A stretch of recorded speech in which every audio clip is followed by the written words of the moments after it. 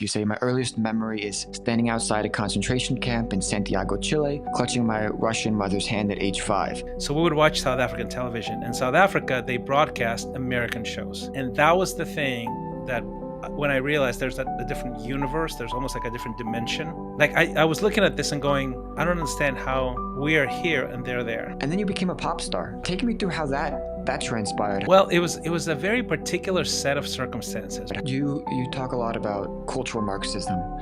That's right. What exactly does that mean? People like my grandfather get killed on the spot or exiled, and everything they own gets taken away from them and sent him to Siberia. Your first memory was your mom trying to convince the guards to give food to your dad in the concentration camp in Chile. Now, that was a result of a coup that was overthrown with the help of the U.S. Now Yes. You're writing a book that's a love letter to the U.S. How do you square those two things?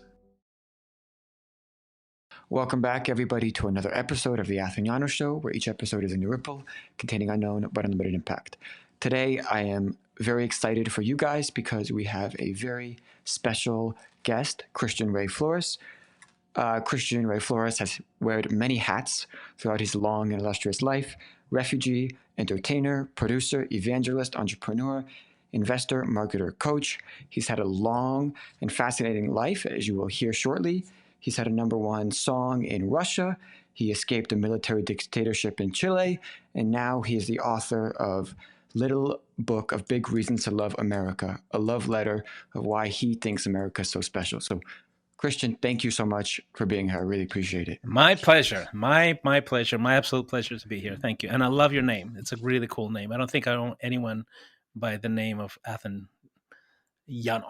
Is that the right pronounce it? Athenianos?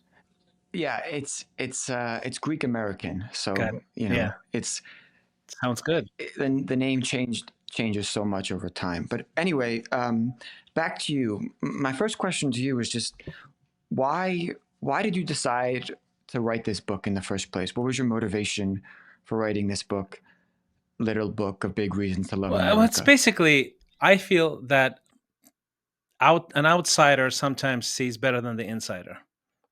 There's an angle there that those of us who are immigrants, we see it in people who have been here for a while. They just might miss might lose appreciation for the place that made them who they are. And it was my attempt to introduce a more positive voice, and not just a positive voice like a blind optimism, but actually something that has some substance and some perspective. And I just sort of picked on 10 things, 10 chapters for 10 reasons to love America.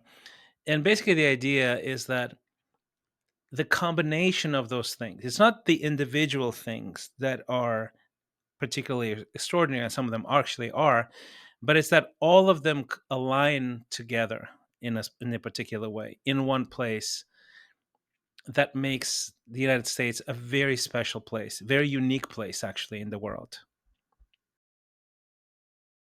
Well, I want to dive in to your life because it's just incredibly fascinating. And in the opening paragraph of your introduction in your book, you say, my earliest memory is standing outside a concentration camp in Santiago, Chile, clutching my Russian mother's hand at age 5.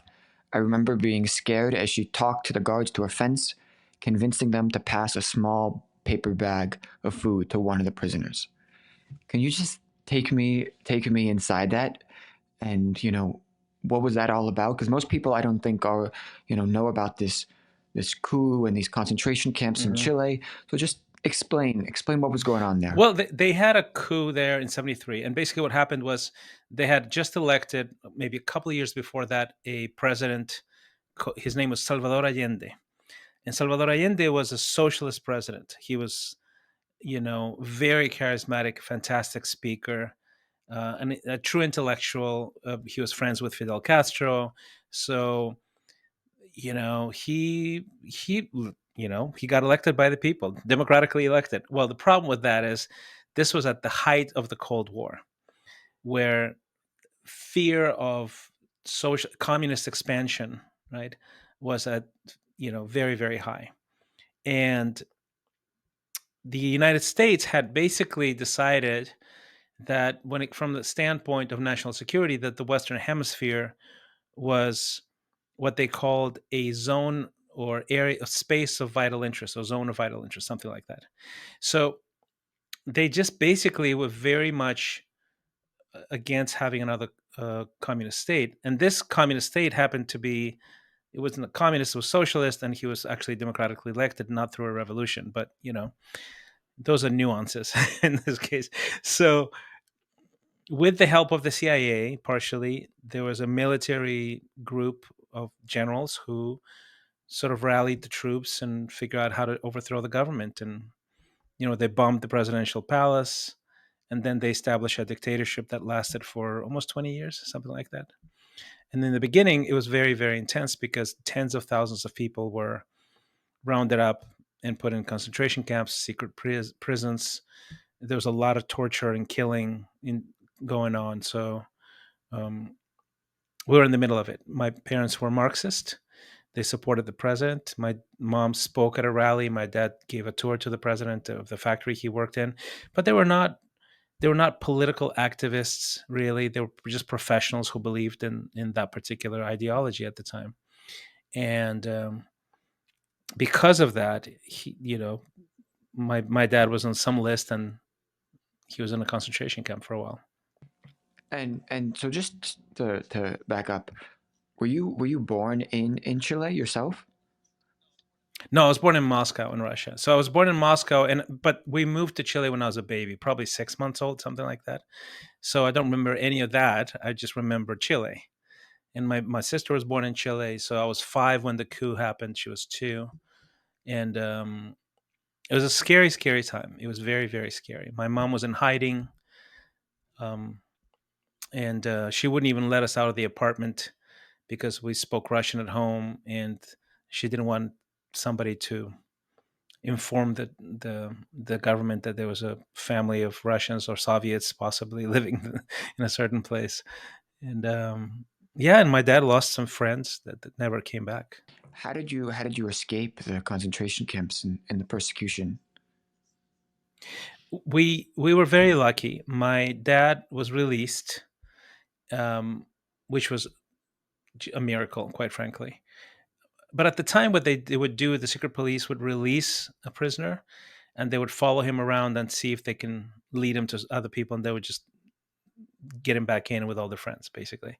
So there was really no escape for some people. But my dad was married to a foreigner, which is my mom, and the United Nations had established, I think, a couple of refugee facilities that were specifically designed to protect expats from all of that drama.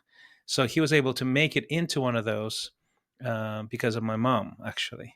And in there, the government couldn't come in, So from inside, we would negotiate sort of papers for political asylum in different places, and we chose Germany. I think they offered them Germany and Australia, and then they just chose Germany, and we went to Munich out there. And then from Munich, I read you went to Mozambique. Yeah, well, there was a brief stop in Russia still where my dad worked, but it was like horrible conditions, right? We lived in a communal apartment there. It was, Soviet style, it was not good. So he got a contract. We ended up in Mozambique. I was 7 years old when I sort of step off the plane into a completely different How world. did you how did you end up there? Like, what was the? Because that's a pretty big jump to go from Chile, Munich, Moscow to then Mozambique. Why there? My Africa was sort of at the tail end of a wave of independence movements and countries getting their independence from the not only Portuguese but European powers and colonial powers. So it started earlier, I think in the 50s or something like that, and then Portugal was the colony. Mozambique was a colony of Portugal. They got their independence, but then what happened is the government there was a Marxist government at the time. If you're in Africa and you get your independence, you have to choose pick a side, and you had to essentially pick a side because you need finance, military support, training, whatever, right? So you need to pick a sugar daddy. Mozambique picked the Soviet Union, unfortunately, and the governing powers were Marxist, and Marxists. Now you can probably tell by now that I'm intensely anti-Marxist now, and that happened during my college years. But Marxists don't know how to build an economy, how to govern. It usually leads to misery, and they're just not good govern. They don't govern well. So what they did is they kicked out a bunch of the anybody with expertise, anybody with property. They nationalized a bunch of property, and a lot of the people who were running things there, they left the country out of fear that they couldn't prosper there, or worse. So the economy came to a screeching halt. What do they do now? Well, they start importing uh, ideologically aligned professionals. Let's put it that way. So they had some sort of relationship with the Chilean Communist Party, I think, and because of that, there was about 150 families, Chilean families, who had conveniently been exiled from the previous country, but they were already in Europe and the United States and Canada and places like that. So they, but it was very idealistic. They didn't get paid well at all. So essentially, they were like secular missionaries. I had a talk with my dad recently about it because I sort of pick his brain. He's aging, so I'm like extracting as much information as I can. And I said, "Did you tell me?" I'm like, "Did you tell me you're getting like $500 a month there in the beginning?" He says, "No, no, son. I was getting $500 a month. That was an improvement. When I first came, I was getting $50 a month plus plus a house and a car. I mean, provided by the government. But hard currency was not very readily available at the time, and so there were basically highly educated people working for very little money because of the cause. They believed in the cause, so we ended up How there. long? How long did you stay there? 7 years. I grew up there, so 7 to 14, my formative Mm. years. And what do you remember most about being there? I mean, that's a pretty substantial time to. It was, I. It's so amazing how you get used to stuff, right? Stuff that is not normal for the first world experience. So, for example, we had a market. We had a garden with fruit, tropical fruit, right? Papaya and all kinds of things, right? Fresh fruit everywhere. It's a tropical country. Fish from the sea in the market, but you had no stores. Like you can't buy an electronics thing or an appliance. You can't buy. I don't remember seeing any clothing stores. I saw people who were sewing clothes, right? But there were no stores. Literally, you can't buy a bike. In order to get a bike from me, my dad had to drive over to the next country over. Right? There was no toy stores. I recently was talking to somebody, and I'm like, yeah, I mean, you have toys here and there that you brought from somewhere else, but our toys were like sticks and stones, and we would get like a tire, like a oiled car tire, and put some lubricant inside and put two sticks in it, like two actual sticks, and we'd roll those things on. Those were the things that we played with, right? Or would make slingshots, and that's what we used for toys. And we would kids raced their little cars. We don't have cars. We had stones. Like somebody found like marble somewhere that was probably dropped from a construction site, and it was slippery. So we would like polish the stone, and we would race. We had a game that we would push like a piece of marble as just a small that we thought of them as cars like, on the sidewalk, and we would race against each other, and who would get further because they polished their stone. So that's the kind of creativity you find when you have no toys. You had no toys, basically. So, and then at the same time, you have the most fun ever, right? Because for a kid, you don't care. You actually don't care. Your kid does not need toys. Sometimes have you noticed that a baby, like if you're a small toddler, you give them a toy and then take out the toy, but they like the box and came in more than they liked the toy. It's that kind of thing. So, but it was a great time because we would be roam free, roam the city, and have no problem whatsoever, like no oversight whatsoever. And we would travel quite a bit. We'll go to the beach. We went all up and down the coast. It's just gorgeous waters for snorkeling and spearfishing and fishing. And so there's a lot of nature sort of involved in this thing. When did you internalize that actually, the childhood that you were living in Mozambique was not normal? It was not one that many, first world people living in first world countries, the West, etc., were experiencing. When did you first conceptualize that notion? So I started traveling a little bit. I was 7 when I got there, right? So we traveled locally a little bit, and I would go to like the neighboring country, for example.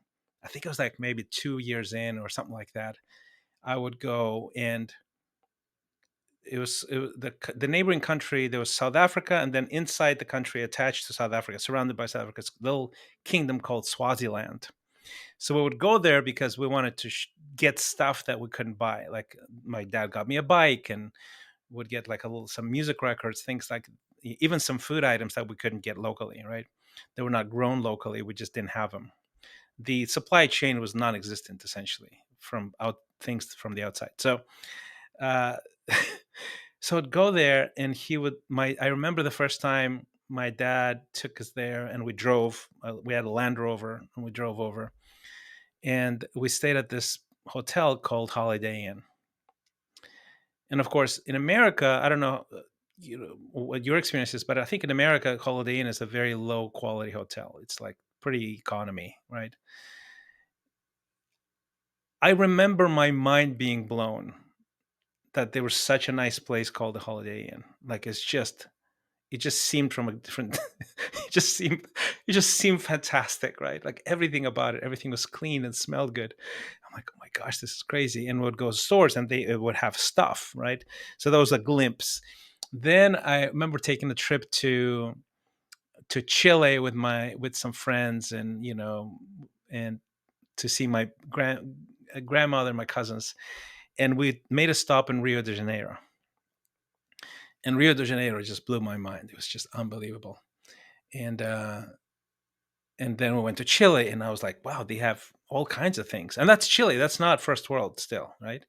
But they had nicer buildings, and there's stores and all kinds of, like, they have movie theaters that played movies that were modern. I remember I saw E.T. in Chile, and it was very impactful. In Mozambique, they had these old movie theaters that played like old Bollywood movies and things that they probably didn't pay for or something. They were from archives. So I don't know how they got them, but they were just terrible movies. And so those were glimpses. And then eventually, my dad got us a TV set, and it's this tiny TV set. It was a color TV set, and then we didn't have a local station, so he built almost like I think it was like a 7 to 10 meter steel tower to put an antenna on to get signal from South Africa. So we would watch South African television. And South Africa, they broadcast American shows. And that was the thing that, when I realized there's a different universe, there's almost like a different dimension where people existed, where they drove these beautiful cars, and they would go on cruises, and they would be dressed well, and they had incredible sort of this city landscapes, and a level of prosperity that I couldn't, like, I was looking at this and going, okay, so this it feels like a different planet. I don't understand how we are here and they're there, basically. That's my that was my basics thing. So that's when it started sinking in. But that was like maybe year 4, 5 out of 7 where I start understanding there's a different world out there. And then I want to jump because you then went back to Russia at some point. Yeah, I did. Yeah, my parents got divorced, and we went back to the Soviet Union. Hmm. Hmm. And so there you did a ton. I mean, you did a degree in economics, and then you I did. became a pop star. I did, yeah. Take me through how that transpired. I mean, how did you get involved in music and writing songs? And I mean, how did that just take off like it did? Well, it was a very particular set of circumstances, right? I mean, on my end, I was just very musical my whole life. But that's like a zero, that's not a career, it's just a hobby, right? In places like this. So I had a natural tone, I could sing. I was part of this little choir in Mozambique. It would sing these Latin American songs, and they would give me a solo, right? Because I had that voice.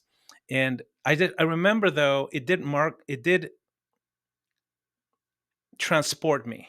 That's probably the best way to describe it. When I would sing with other kids, and it I just loved it. It was the state of flow. Now I know it's the state of flow. At the time, it was like, man, I just can't wait. I could do this forever, right? That was sort of the feeling. But then it sort of goes into the background, especially if you go back, make another move. This was like my fifth move essentially, and I had to relearn everything. It's a new culture. I speak the language, but I can't write it. I can read it, but can't write it. I have to adjust to this whole new world. The weather's cold, and we're back to a one-bedroom apartment. I slept in the kitchen, that kind of thing. And then, but as a kid, by now, I'm adjusting really quickly because I grew up adjusting.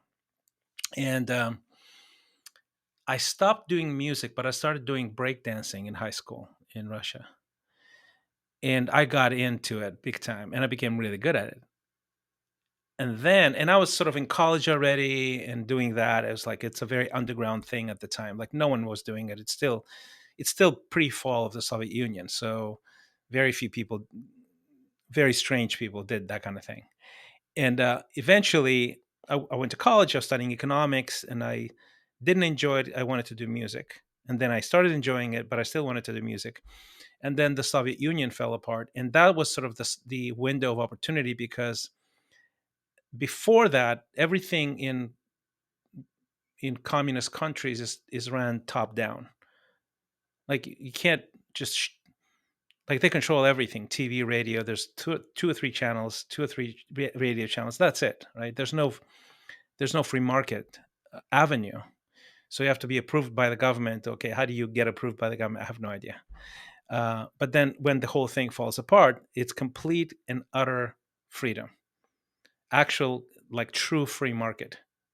So labels start popping up, nightclubs, shops, commerce, everything just floods the market.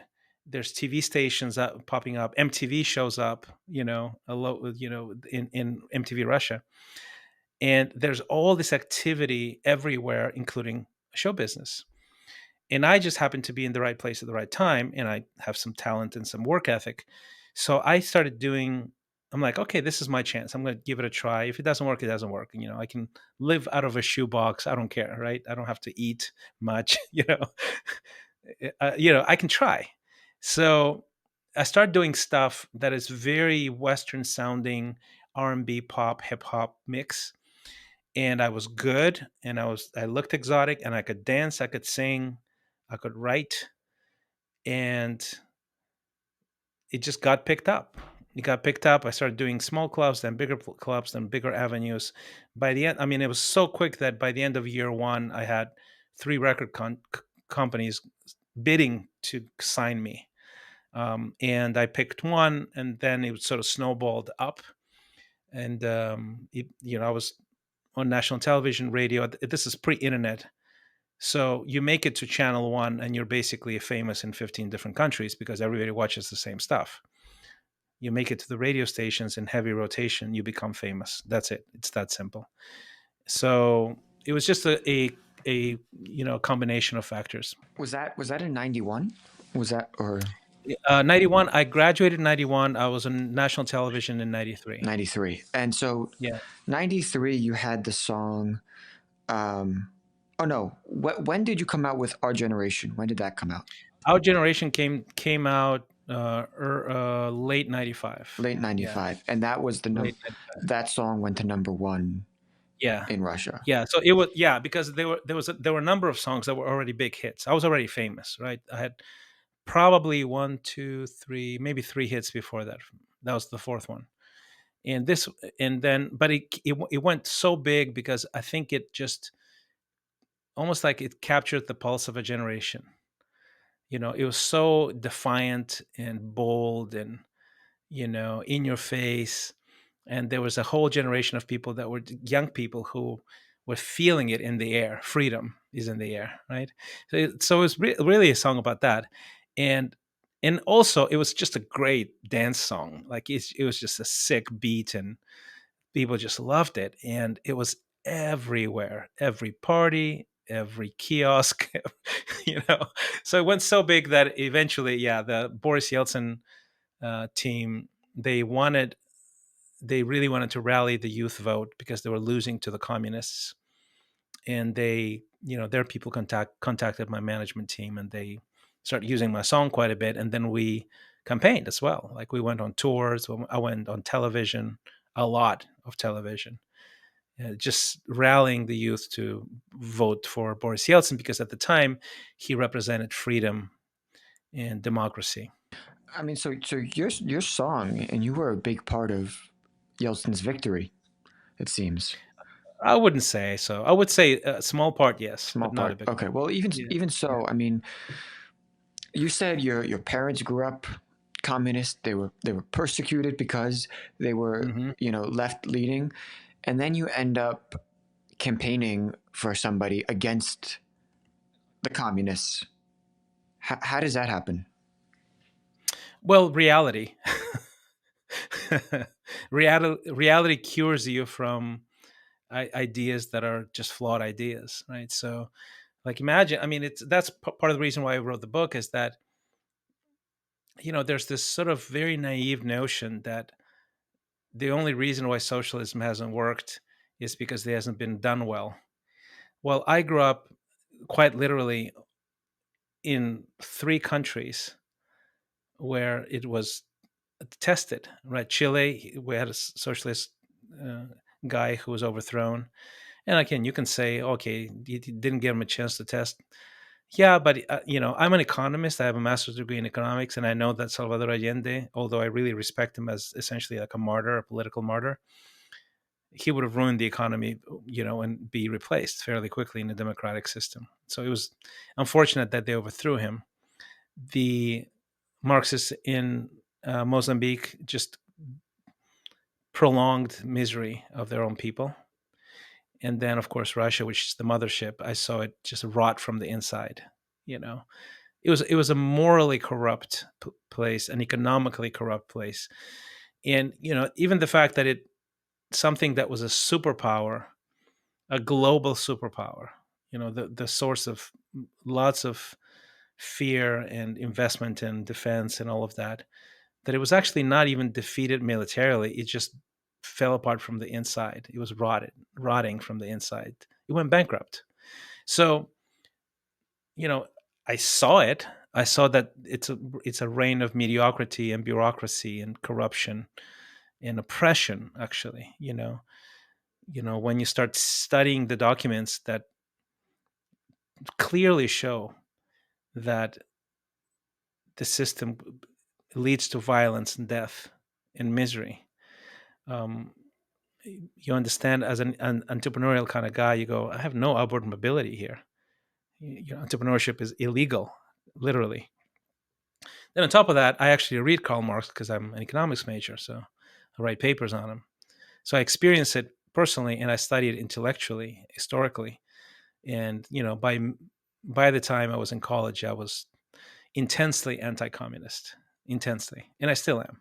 So that's part of the reason. Part of the reason I wrote the book is because so many of those ideas were sort of imported into the United States under a false narratives disguised as something else, but they're actually just Marxist ideas that are repackaged.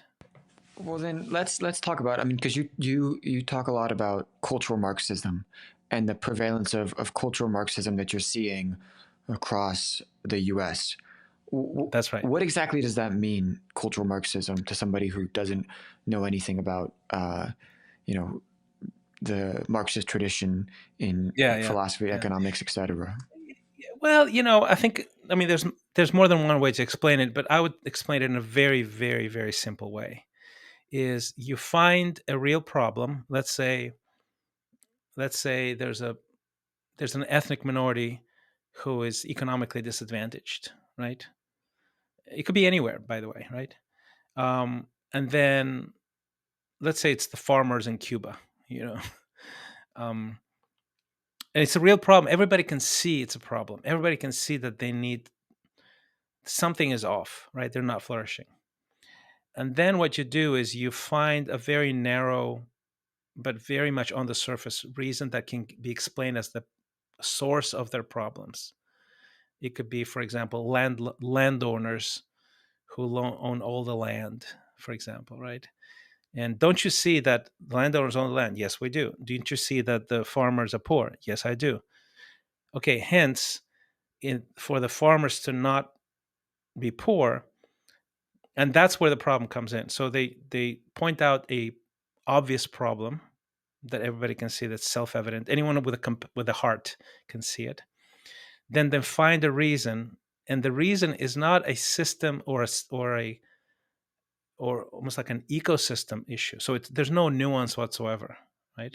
It's not three or four things like market forces, supply and demand, climate conditions, education opportunities. Like you can name 10, 15 things that can be responsible collectively for the same issue. But you find a group of people to blame, right? So in this scenario, it would be the landowners. You'd say, you see them poor? Yeah. You see the landowners, they own the land? Yes. So the landowners, because they own the land, they're all evil. They're all evil. You need to take the land from them and need to give them to all the peasants, all the farmers. And then the farmers, because of that, will become free and successful. So that's the mechanism. You find a group of people, you blame everything on them, and then you cancel them. You actually destroy them as a class. So it deals with groups of people indiscriminately instead of dealing with a individual, right? It also deals with one factor that is supposedly a problem instead of a group of factors based on evidence, you know. So it's based on a lie from the very, very beginning. And then what it leads to is violence, right? Because if you can find a group of people to blame, let's say it's the landowners, then the obvious solution proposed is we'll take their land. Well, okay, so who is we? Oh, there's a we. Who's the we? And they omit that. They can't answer that question in the theory, in the economic theory, right? So the we is, of course, the elite that takes power. And usually they're not farmers either. They're very educated. They know exactly what they're doing. And and it's basically a system based on violence. This it immediately cancels private property because then you have to have the right to expropriate things, and it's based on oppression, and it never ever ever leads to freedom, right? So I'll give you an example. In Russia, my great grandfather was a Ukrainian farmer. His name was Lavrenti Levchenko, and he was slightly more successful than the poorest of the poor farmers, which basically means he might have had a slightly bigger house made of brick. Maybe he had an extra cow or two. Maybe, possibly, I just don't know the answer to that. He had one or two hand hired guys who worked for him because he was, he organized. He was a hardworking guy who needed some help because he knew how to get things done. So the Bolsheviks, the Marxists, go, okay. So the peasants, if you're a peasant, you're oppressed. If you're poor, you're oppressed, and we are your saviors, and we'll find the oppressors as a class, everybody, right? Well, who are the oppressors? Anybody who owns anything.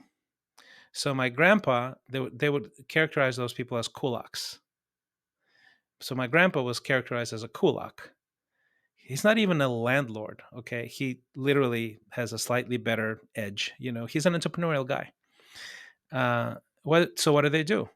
They take everything from those who own anything. And they say, okay, now we're going to expropriate all of the land, not just the the oppressors, but everybody, and we're going to put you in collective farms. So you'll all collaborate, guys. And of course, who says that? Who decides that? It's a state.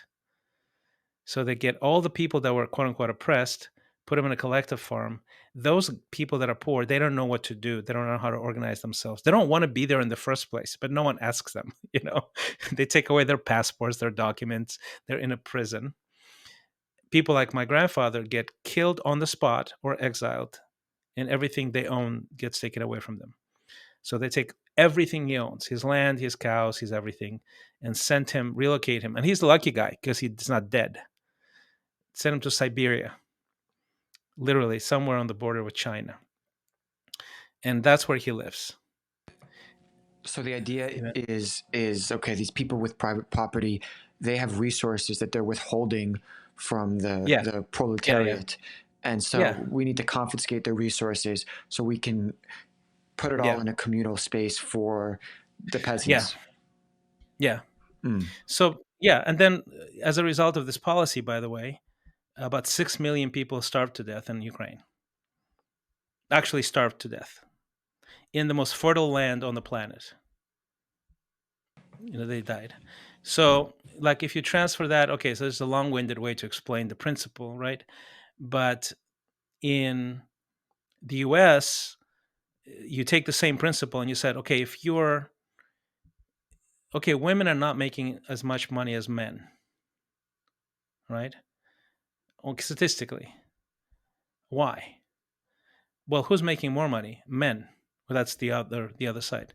So it must be the men's, that it must be toxic masculinity.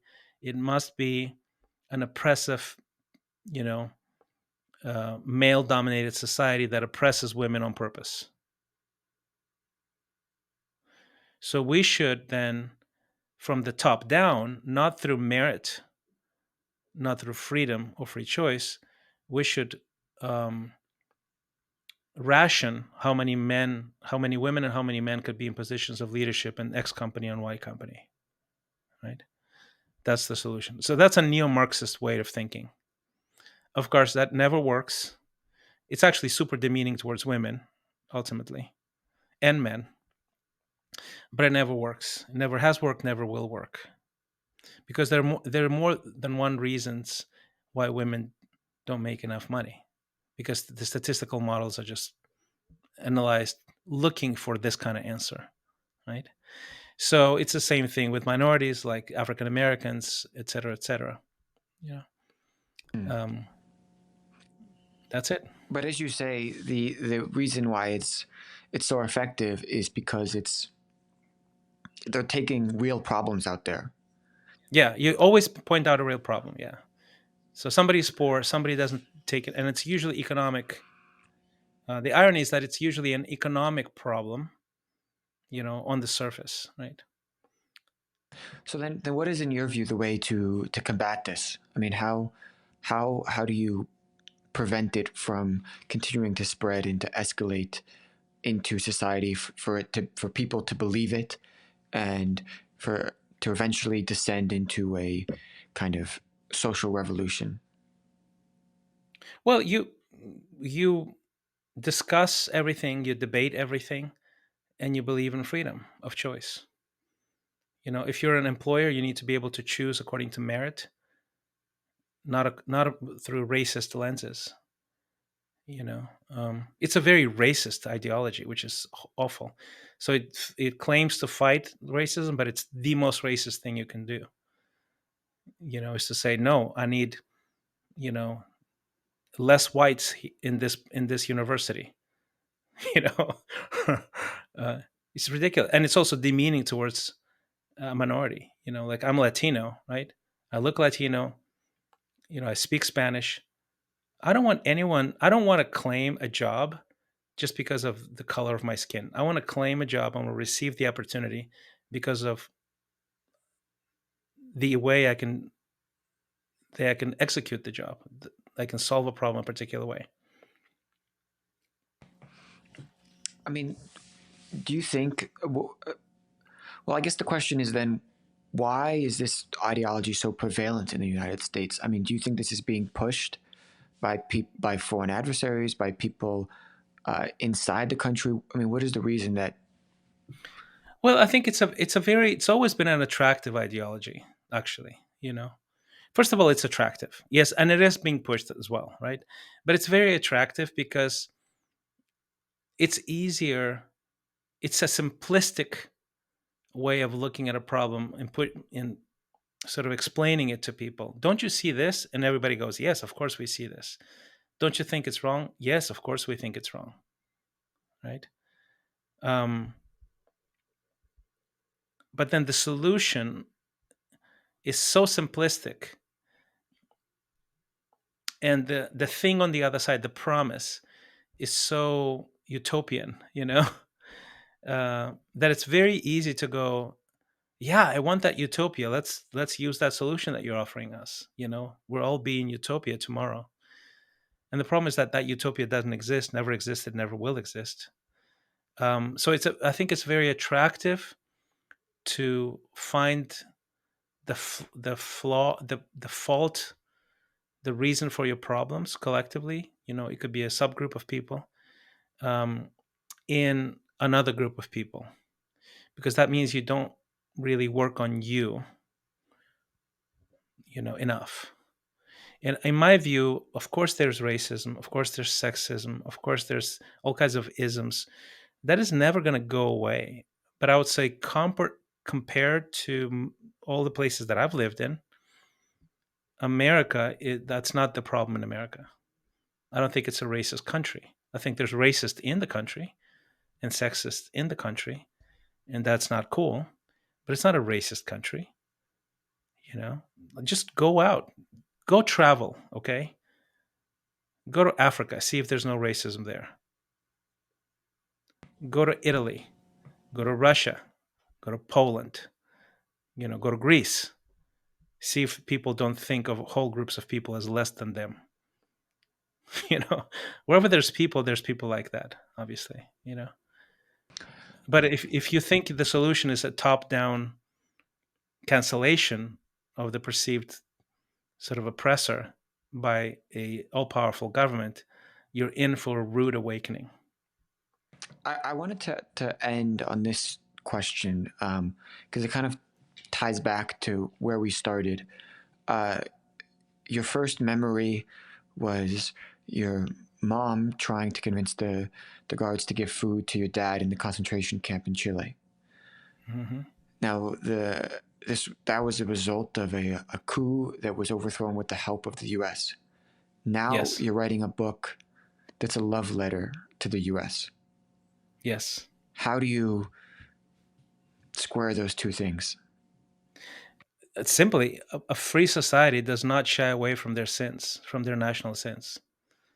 A free society discusses it openly, repents publicly, and makes better choices. That's a free society. You know, like the U.S. is responsible for some really bad decisions that cost tens of thousands, hundreds of thousands of lives in several occasions. You know, it's that doesn't. I don't think we should ever hide it. In fact, we should shed a light on it, right? And we should repent of those things. But let me give you an example, a contrast example. For example, with the contrast with Russia. Um, I love Russia. I was born in Moscow. I mean, I spent 20 years in Russia. But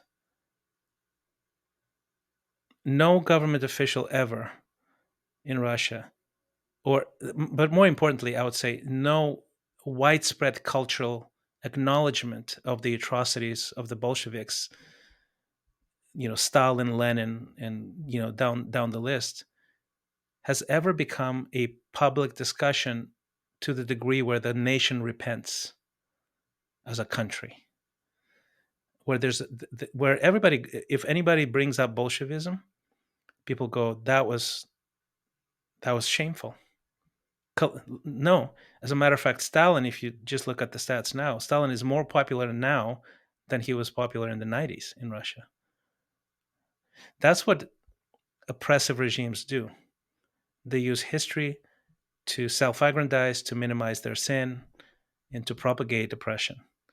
Democracies, they are completely transparent. They're very messy, you know, and they try to do better.